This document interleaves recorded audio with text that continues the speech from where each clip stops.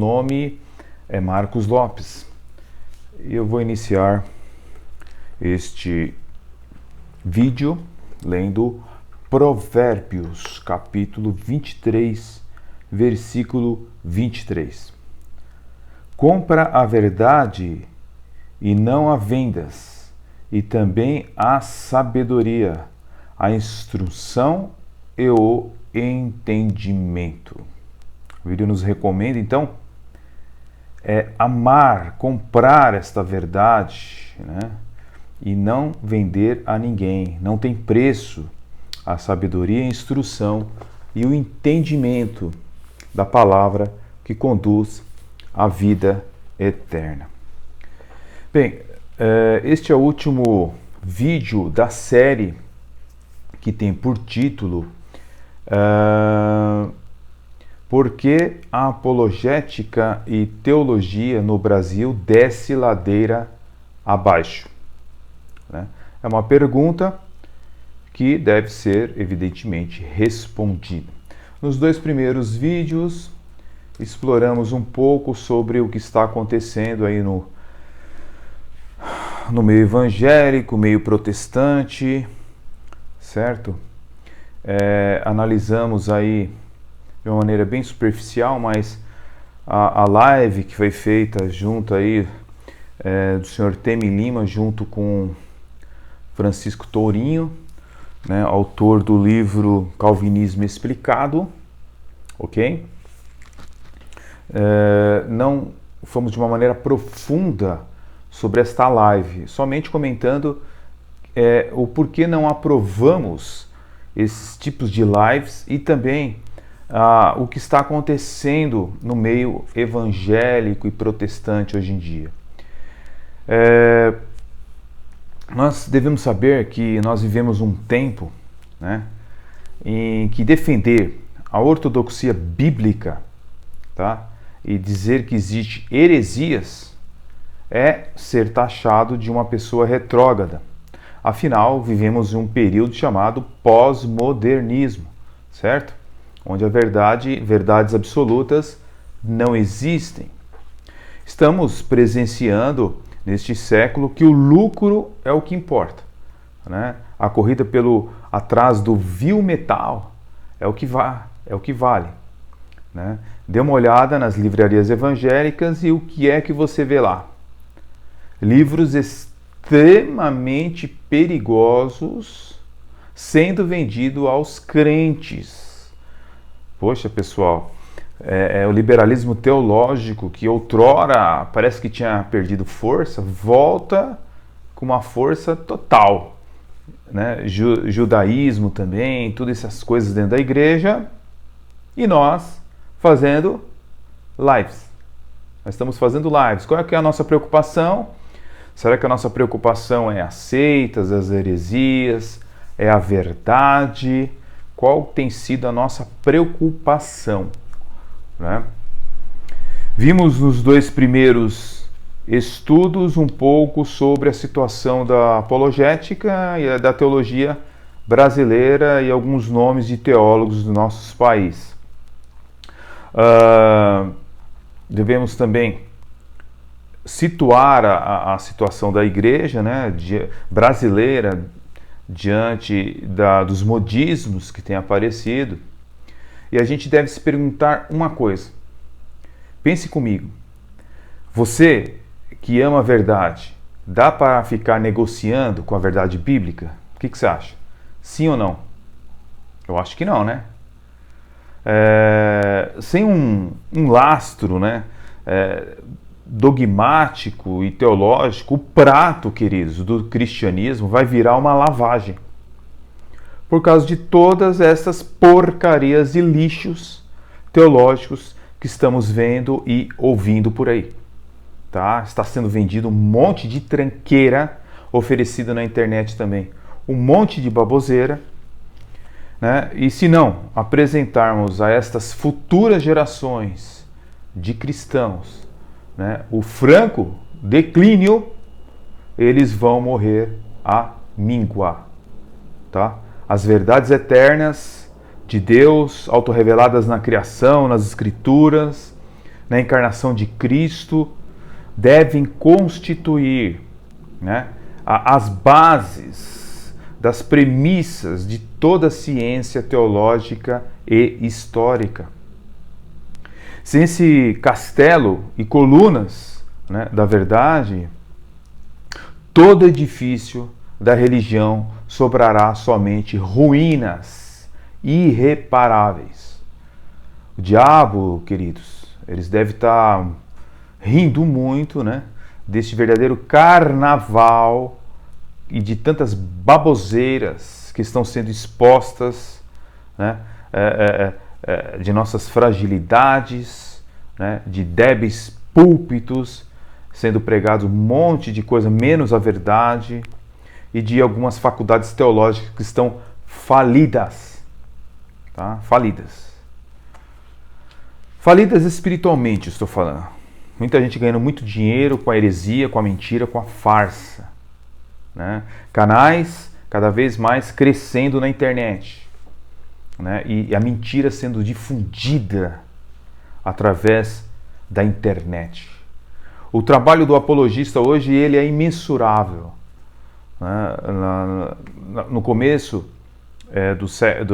de 1990, da década de 1990, quando eu andava com o pastor Nathaniel Rinaldi, nós tínhamos um tipo de apologética e desafio a ser praticado, né? A gente tinha que lutar contra as seitas. Hoje é imensurável, hoje não tem tamanho, né, a apologética, né, a grandeza do serviço que tem que ser feito por causa da internet. Entende? São pessoas que são devotas não à sua igreja, não ao seu ministério, não ouvem seu pastor, mas ouvem canais. E nesses canais as pessoas acreditam 100% do que está sendo pregado ali. Então, qual é o teor da nossa teologia? Se ela não for extremamente bíblica e ortodoxa, apostólica e cristológica, além de ser teocêntrica, não é teologia, nem aqui e nem em lugar nenhum do mundo, tá? Mas enquanto nós temos aí, né, teólogos como, por exemplo, Temi Lima, que diz que toda teologia passa pelo canal dele. Toda a teologia passa por lá, né? Enquanto nós ficamos vendo aí trocas de rasgação de sedas com outros teólogos, não só como ele faz, mas como outras pessoas fazem, né? A gente está vendo aí o declínio total e absoluto da teologia evangélica brasileira, né? Muitos estão, como eu disse aí nos vídeos anteriores, se tornando católicos, outros molinistas. Eu estou falando de crentes, tá? Se tornando molinistas, que é uma vertente católica, tá bom? Então, os adeptos de seitas digitais estão crescendo como nunca. E aonde está o pessoal aí refutando pela internet as heresias? Cadê o Iago Martins? Aí, vamos começar a fazer vários vídeos aí, deixar esse negócio de Bolsonaro para lá e vamos começar a rebater aí as seitas, as heresias. Como é que faz? O que nós vamos fazer? Ô Temi, cadê os seus vídeos contra o Jeová, contra os mormons, contra os adventistas? Ô Torinho, como é que nós vamos fazer? A gente vai pegar um canal e vai rebater mesmo o mal? Ou o que a gente vai fazer? Complicado, hein? Não estou vendo ninguém fazer vídeo aí contra o Jeová, os adventistas, os mormons, as seitas tradicionais e as que estão surgindo por aí. E a gente fica fazendo live. Não tenho nada contra a live, eu acho que a live é necessário quando o assunto é pertinente para a igreja. Eu acho que tem coisas muito relevantes. Agora, sei lá, né? A gente vai ficar nessa pegadinha aí de arminiano com um calvinista, todo mundo se abraçando, e o mundo desabando, tá? Tá muita gente aí se tornando católico, tá? Devido à falta de um ensino genuíno na igreja. Existem vários motivos pelos quais alguns protestantes e evangélicos têm se tornado romanistas, tá? Eu não vou mensurar todos os fatos, mas eu posso citar 3. Por exemplo, teólogos protestantes têm traduzido obras de Tomás de Aquino e de outros teólogos católicos. Tem coisas boas em teólogos católicos? Evidente, né, pessoal, que tem coisas boas. Mas temos que ter muito cuidado. Eu mesmo leio alguns livros aqui católicos, mas tem que ter muito cuidado, um discernimento que o povo evangélico não tem. Não adianta. O povo evangélico não sabe nem doutrinas fundamentais. Você vai querer dar mão, vai querer dar livro de Tomás de Aquino para ele ler? Ele gastar dinheiro com Suma Teológica? Sabe quanto custa uma Suma Teológica? Outra coisa, você vai ler a Suma Teológica, vai ter que ler 2, 3, 4 vezes a mesma página para entender o que Tomás de Aquino está falando ali. Será que a gente não tem autores que dá para a gente se debruçar sobre eles para poder realmente aproveitar alguma coisa para a nossa fé cristã? Então tá aí. Tradução de livros, né, esquecidos, agora retomam com força total. E até, às vezes, pelas mãos de protestantes. Segundo ponto, nós temos uma batalha contra o marxismo cultural, contra o socialismo, que estão sendo realizados, na maioria das vezes, por canais católicos. Muitas vezes são mais expressivos do que os canais evangélicos concernente ao combate ao socialismo. Os reformados mesmo, me desculpa, senhores, acorda, tá bom? Não vou citar aqui a denominação nem a pessoa, mas eu conheço uma pessoa que a liderança é toda reformada e tá cheio de crente socialista, comunista dentro da igreja, e eu perguntei qual seria a atitude que eles vão tomar. Sabe qual atitude? Nenhuma. Porque a igreja não se mistura com isso. A igreja não... mas pera... Meu Deus do céu. Então sabe o que acontece? Não se mistura com essas coisas. Puxa vida. Aí você vê aí, né, criando um monte de cobra dentro da igreja, né? Um monte de pessoalzinho comunista, porque a gente não consegue explicar para eles o que é marxismo cultural, o que é a escola de Frankfurt, o que foi o Fórum de São Paulo, não é verdade? Quem foi Antônio Gramsci? Não, deixa tudo isso para lá. Os crentes se viram, né, nas eleições aí para votar, saber em quem eles vão votar aí. Às vezes está votando nos socialistas e a igreja depois vai penar, como está penando em alguns países aí como a Venezuela, né, Argentina, né, e o Peru aí, que provavelmente pode também cair aí totalmente nas malhas do comunismo, né? Vai lá na Bolívia lá, ver como é que tá as igrejas lá. Então, quando, né, o pau tora, aí quando o negócio fica difícil, aí quer falar sobre o assunto, aí filho, já é tarde demais. Outro ponto que muitas pessoas estão se tornando católicos é que os evangélicos, aliás, eles têm sido mandados para seminários, onde alguns professores, tá, têm disseminado tomismo, aristotelismo, liberalismo entre seus alunos. O que você acha que vai dar isso aí? O que você acha que vai dar esse angu aí? Você acha que vai dar coisa boa? É isso que... Entendeu? Ah, mas você não acha coisas boas no aristotelismo, no tomismo? Meu querido, tem muita coisa para se estudar no meio protestante, hein? Vamos ser bem sinceros. Tem cada bitela aqui para estudar, né? E eu vou ter que ficar buscando as minhas fontes nesse pessoal. Complicado, hein? Então, existe, né, uma imensa alegria, né, entre os jovens evangélicos e alguns protestantes, né, quando adquirem, por exemplo, a Suma Teológica, anunciam nas redes sociais: acabei de comprar o meu sonho de consumo, Tomás de Aquino, certo? Muitos evangélicos, né, eles se tornaram molinistas na sua soteriologia através da influência de pessoas como, por exemplo, o apologista William Lane Craig, né, como o filósofo Alvin Plantinga, né?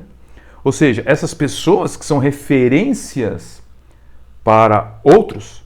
Não estou dizendo que Lane Craig, por exemplo, não é uma referência no que tange a debater com agnósticos, com ateus em em várias faculdades do mundo, defendendo dentro da filosofia, né, a existência de Deus, tem o seu valor. Mas as pessoas olham para esses intelectuais e falam, poxa, o cara é molinista, né? Se ele é molinista, eu vou me tornar molinista também, porque afinal de contas, o camarada é um grande intelectual, né? Então, se Alvin Plantinga, né, é um grande filósofo e também um molinista, porque eu não vou ser também. Então, é muita infantilidade de muitos reformados, né, e evangélicos lá, né, de que o intelectualismo está nessas mentes, nesses corações, e eu tenho que seguir o que eles estão passando, né. Então essas personalidades no meio acadêmico têm grandes influências, né, na mentalidade das pessoas. Afinal, livros e ideias mudam o seu modo de pensar. Muda ou não muda? É lógico que muda. Um livro tem esse poder, né? Haja vista o socialismo, né? Entendeu? Agora, enquanto nós estamos fazendo lives por aí, e todo mundo trocando bolinha, jogando tênis, um jogando bolinha pro outro, a gente vê que até o próprio Armínio, ele foi influenciado por livros católicos romanos.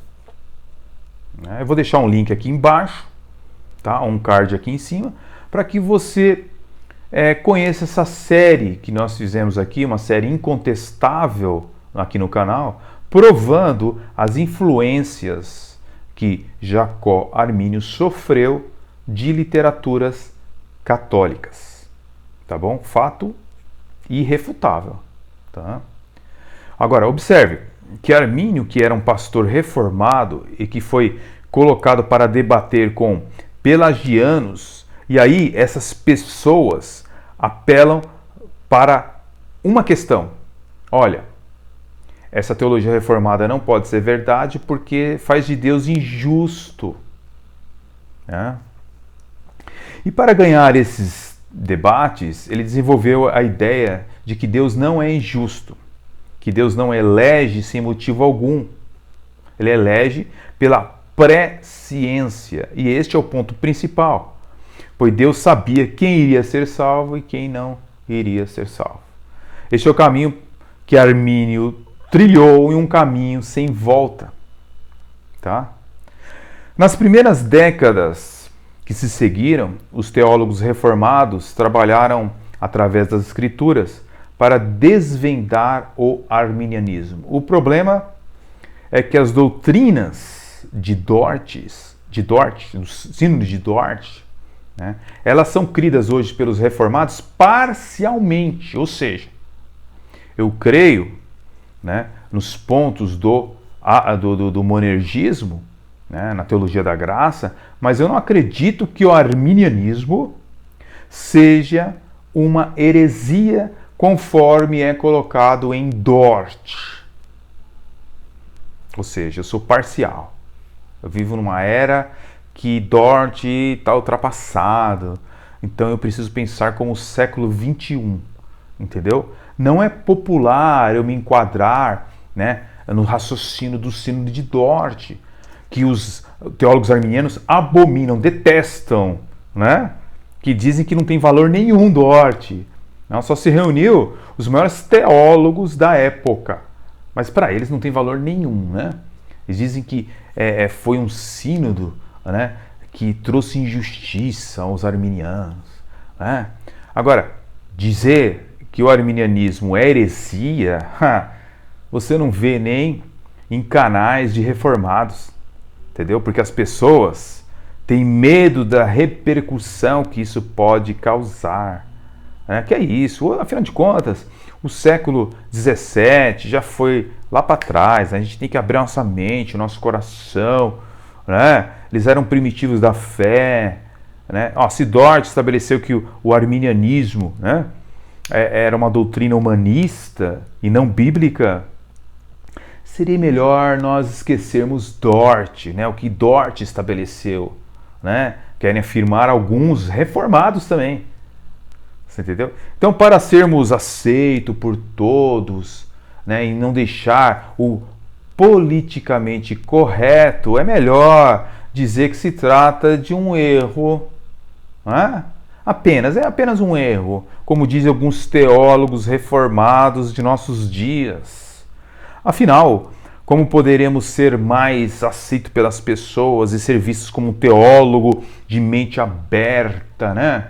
Como é que vão surgir os convites para eu pregar em igrejas? Como é que eu vou vender os meus livros? Não é verdade?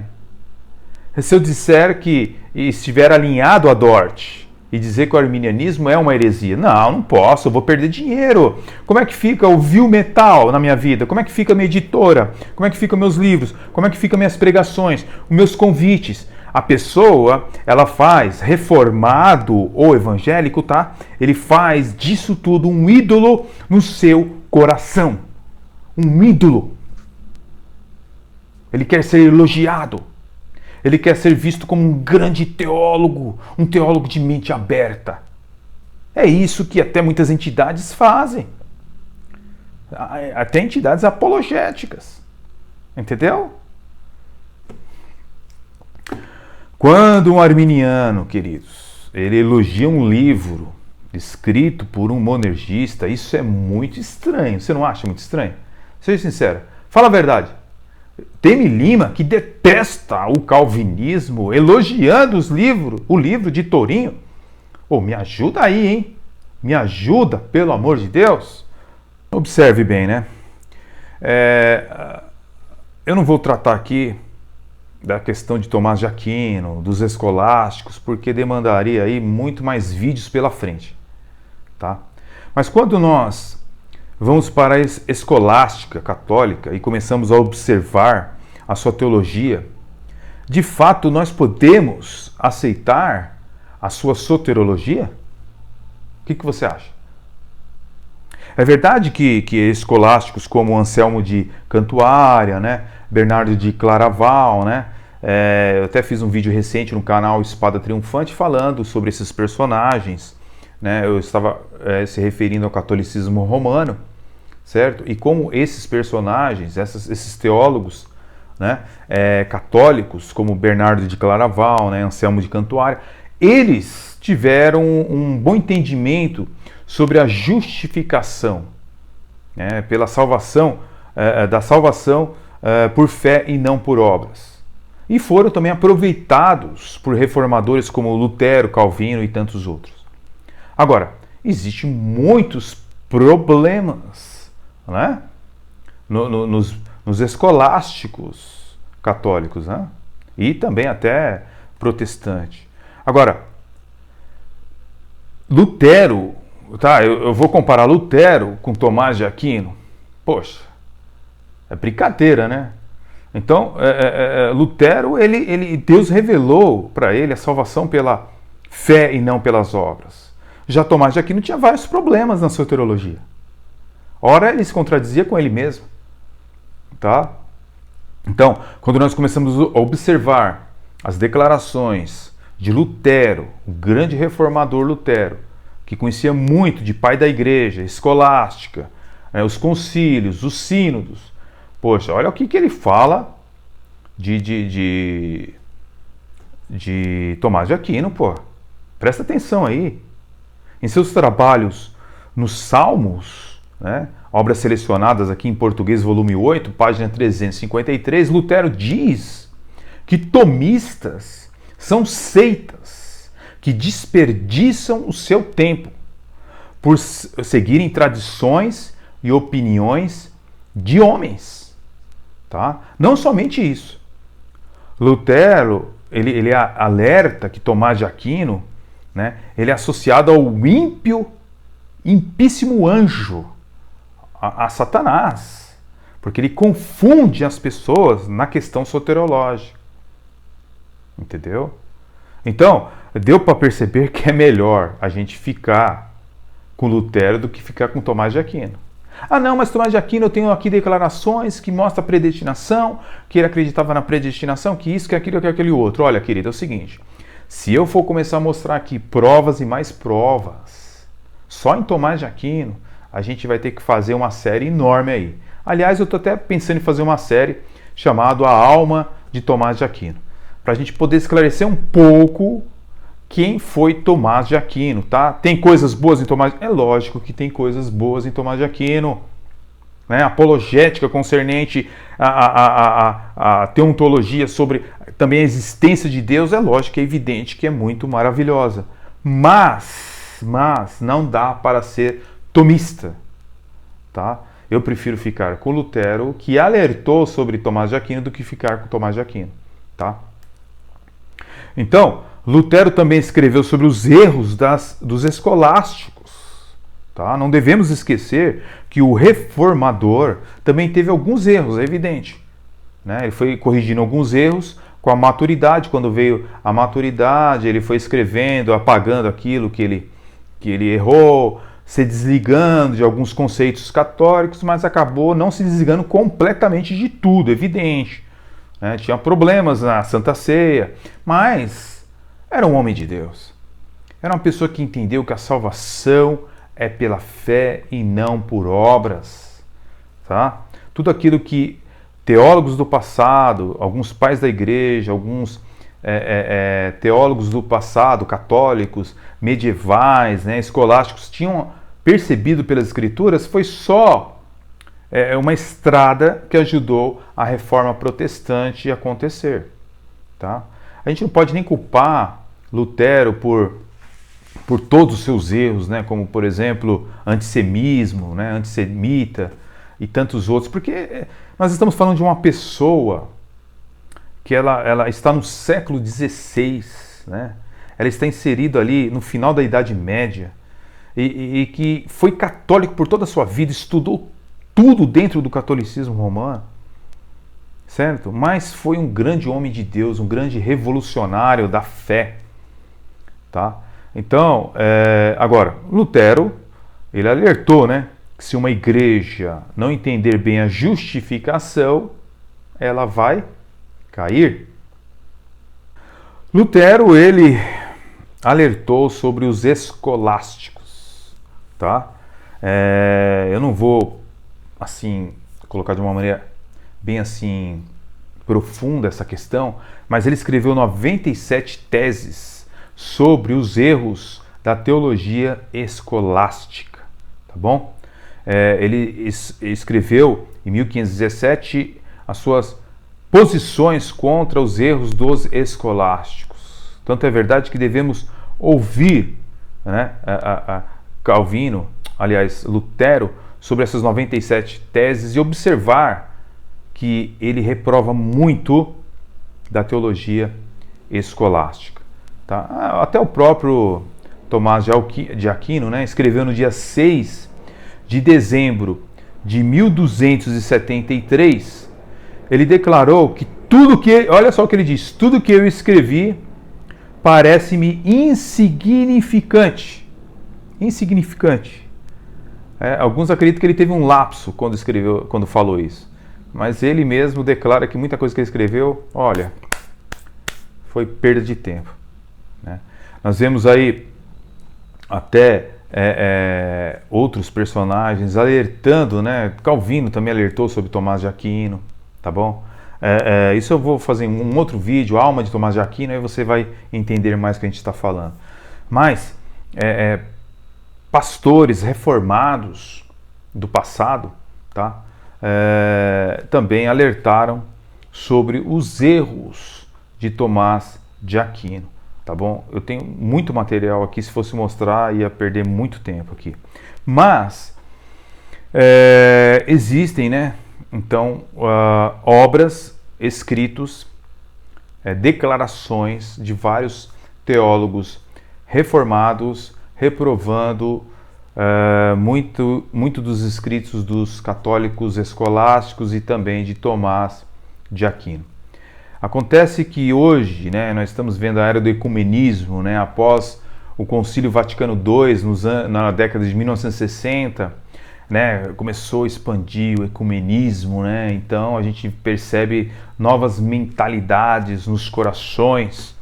Agora, se nós começarmos aqui a ficar exaltando teólogo católico, né, ficar trocando figurinha, né, com os adeptos de seitas, chamando eles de irmãos aí. Eu não sei onde tudo isso vai parar de fato, tá bom? A gente vê aí o próprio Ezequiel Gomes, né, adventista, defendendo Tomás de Aquino, né, por causa do grande livro que Tomás de Aquino tem sobre o livre-arbítrio, defendendo o livre-arbítrio. Né? Há momentos também que Torinho comenta sobre Edwards nessa entrevista que ele fez com Temi Lima. Eu vou deixar aqui o link aqui embaixo para vocês verem o debate, onde vocês vão achar. Não é debate, né? É uma entrevista e tal. Ele comenta, Francisco Torinho, tá bom? Que diz que Edwards rompeu com a tradição reformada e cita Heber Campos Filho, né? E eu tenho aqui um artigo, né, de uma revista reformada, né, número 2 do ano de 2016, tá? Escrita, por sinal, eu não sei se ele está se referindo a esse texto aqui, Jonathan Edwards, sobre a liberdade humana, reformado ou não. Não foi bem isso que eu vi aqui, né? Não foi bem isso aqui, que ele rompeu com a tradição reformada, tal, né? Não foi assim, eu entendi de outra forma, né? Se o Torinho quiser aí se defender, né, do que eu estou dizendo, mas eu entendi de outra forma.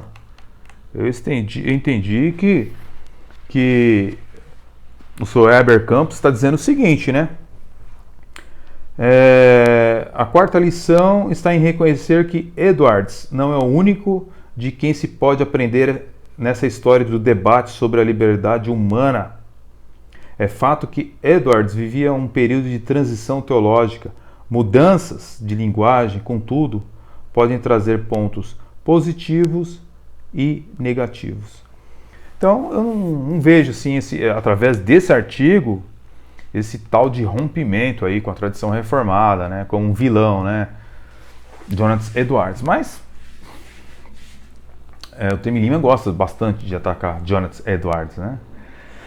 Um outro ponto que me chama a atenção na entrevista toda aí, né? Eu assisti tudo, pontuei ponto a ponto, mas eu não vou ficar aqui perdendo tempo de dizer tudo o que eu achei sobre a entrevista. Estou pontuando apenas algumas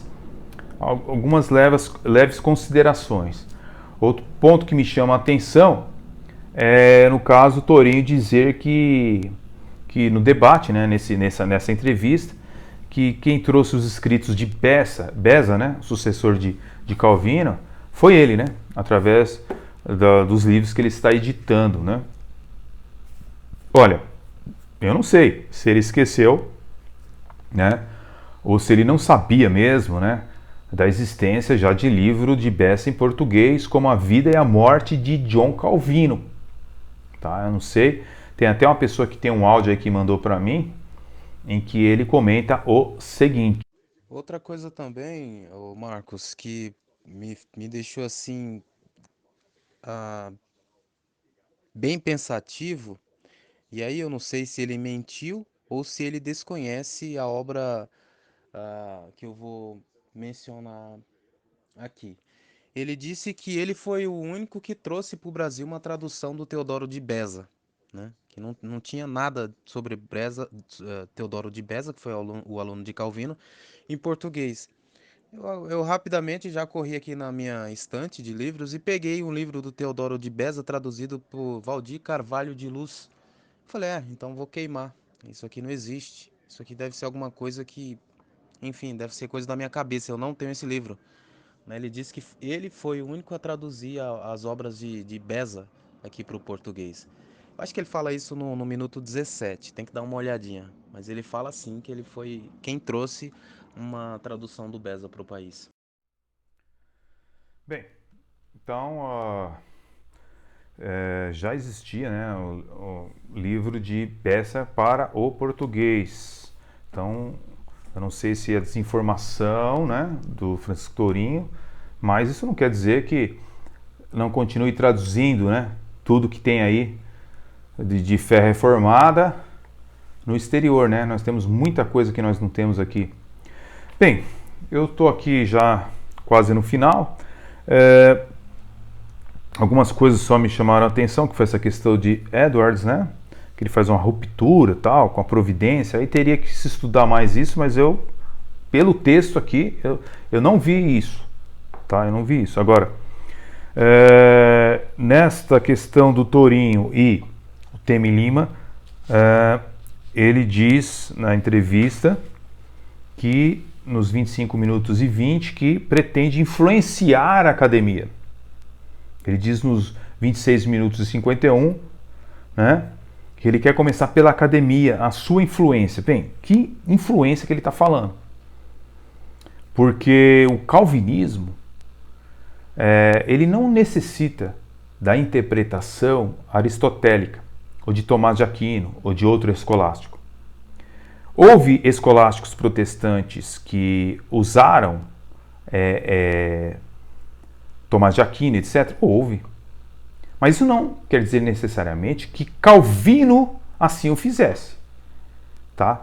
Então, eu acredito que a Bíblia, ela interpreta por ela mesma a Bíblia. Né? A Bíblia é interpretada por ela mesma, uma das regras da hermenêutica. Então, eu estou preocupado muito com esta revolução que ele coloca aqui, que ele quer influenciar a academia. Eu não sei que influência ele quer passar para a academia. Né? É algo que eu poderia perguntar para ele aí, pessoalmente. Agora, ele diz que tem que ser feito um resgate do calvinismo clássico. Ora, se nesses 500 anos nós não estamos pregando o calvinismo clássico, né, o que nós estamos pregando? Né? Então, evidente que existe monergistas que destoaram, né, de interpretações reformadas, porque nós não dependemos de João Calvino para interpretar a Bíblia. João Calvino era um teólogo, tá? Assim como Lutero era outro teólogo e seus escritos são muito preciosos. Agora, não quer dizer que a reforma dependeu desses personagens. Tá? Se não fosse eles, Deus levantaria outras pessoas. Agora, esse resgate de calvinismo clássico, que resgate é esse? Eu não sei qual que seria esse resgate. Voltar aos escolásticos? Ter mais tomismo entre nós? Nos 38 minutos e 56, o Torinho diz que gosta muito de um jesuíta chamado John Peter, acho que Donne. Não conheço quem é esse jesuíta. Agora, é assim, a gente tem que ter perigo, tem que ter cuidado com essas declarações, tá?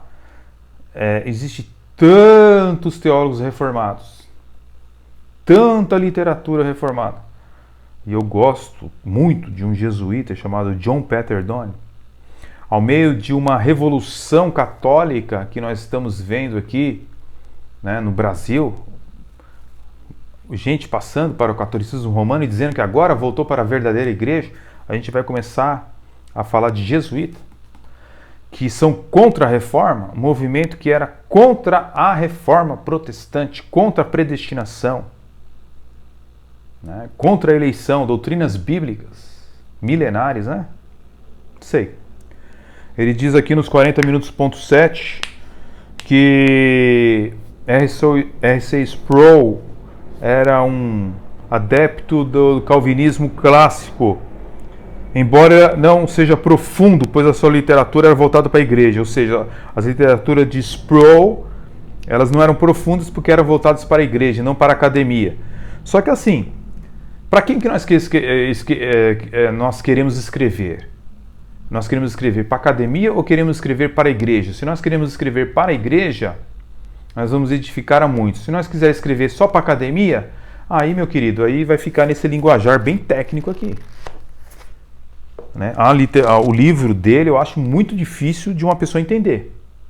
Como ele mesmo diz na entrevista, o objetivo dele não foi alcançado nesse livro, porque ele queria tal, outro objetivo. Só que é o seguinte, você lê o livro dele aqui, ele é muito, um linguajar pesado, um linguajar, né, muito acadêmico, em que, na verdade, o calvinismo ele não fica explicado, ele fica com uma grande dificuldade de entendimento. Então a gente tem que escrever mais para a igreja. Por isso que eu acho que C.R. Sproul acertou, porque ele viu que a igreja precisa entender, você não pode colocar linguajar muito técnico, tal, aquele negócio todo, para você explicar o Evangelho de Jesus Cristo para as pessoas. É o meu ponto de vista, né? Bem, tinha muita coisa para falar, mas já quero mudar de assunto, tem outros assuntos para falar no canal, tá? Eu achei interessante aqui, nos 51 minutos e 50, o Temi Lima voltando a dizer, né, e falou lá pro Tourinho, que ele refutou John Piper, cara. Poxa vida, eu tenho aqui no canal, aí para trás, você pode dar uma olhada, ele refutando, né, o John Piper, só que John Piper, a exposição que ele colocou não refutou nada. Ele acha que refutou, né? Não sei que mundo que ele vive, mas tudo bem. Né? Ó, ele refutou John Piper, né? E aí Tourinho dá uma explicação para ele, certo? Sobre o mal natural, etc e tal, e tenta mostrar pro Temi lá que o Temi ele precisa aprender muita coisa, né? Dentro das escrituras. Bem, nos 59 minutos, ponto 7, eu vou pular quase tudo aqui. Tourinho explica para Temi Lima de que no dilúvio morreram crianças, né? E tudo mais, e que Deus ele é soberano e ele matou todo mundo lá em Sodoma e Gomorra, foi criança, foi todo mundo. E que ele é soberano, tá? E se um câncer, o que é um câncer? É um câncer, né? Então, que a gente tem que aceitar tudo da parte de Deus, o bem e o mal, tá? Tem pessoas que, por exemplo, o autor da Bíblia Pentecostal, por exemplo, se não me falha a memória, ele morreu de câncer. E, poxa, então, e aí? O camarada era um teólogo, escreveu uma Bíblia anotada, morreu de câncer, né? Tantos outros morreram de câncer, e aí? Estava em pecado? Que nem diz a teologia da prosperidade? Essa farsa chamada teologia da prosperidade? Não, é lógico que não, é evidente que não. Mas essa insistência, né, de Temi Lima dizer que não pode, não vou aceitar, né? Puxa vida, câncer, pá. Bem, senhores, tem muita coisa que eu poderia comentar aqui das minhas anotações do vídeo, mas eu acho que já dá bom aqui para a gente verificar aí que existe muito perigo no ar, né? Quando a gente quer aí ficar fazendo live aí com pessoas que não querem saber da Bíblia. Essa que é a verdade, né? Você vai fazer uma live com o Ezequiel Gomes, você acha que, poxa, o Tourinho, né, ele falou que ele deu um livro desse para o senhor Ezequiel Gomes, tá? Você acha que ele vai ler isso aqui? Você acha que ele vai pegar esse livro de 400, né, quase 400 páginas e vai ler um livro desse? Ele não quer saber da verdade. O cara detesta, diz que é coisa demoníaca, calvinismo, predestinação não existe, tal. Temi Lima, você acha? O Temi Lima chegou pro Tourinho e falou nessa entrevista, eu quero aquele livro lá do Bessa, viu? Você acha que ele vai ler isso daí? O camarada provavelmente nunca leu um livro reformado inteiro, tô dizendo. Ler partes é uma coisa, entendeu? Ler inteiro. Você acha que a pessoa quer aprender? A pessoa não quer aprender, ela quer refutar. Ela quer pegar o livro para refutar, não para aprender. Você entende? Então eu vejo uma grande perda de tempo, tá? Se eu fosse para um debate aí com Ezequiel Gomes, com qualquer um deles aí, eu ia para a Bíblia mesmo e vamos que vamos. Você entendeu? Você quer a verdade? Quer, não quer, paciência. Agora, sabe? Tal, risadinha daqui, risadinha de lá, tal, né? Fernando Gale sorrindo para todo mundo, pá, tal. Todo mundo amigo de todo mundo.